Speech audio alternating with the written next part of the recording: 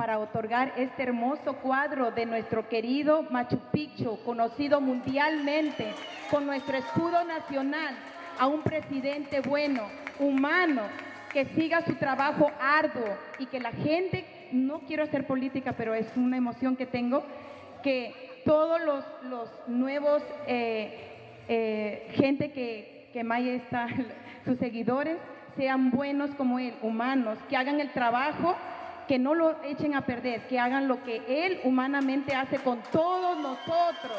Sí, y sin dejar de lado nuestro querido, el chullo peruano, hecho de alpaca de nuestro querido llamado Perú.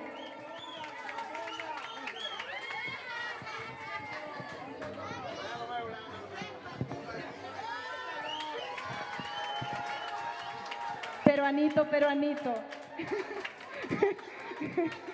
Muchas gracias para ese obsequio de hermandad, este obsequio de un parte tan bonito de Perú, especialmente todo este paisaje, Machu Picchu, muy verde, nos agrada mucho y vamos a ponerlo en un sitio muy adecuado en el despacho del primer ministro de Aruba. Muchas gracias.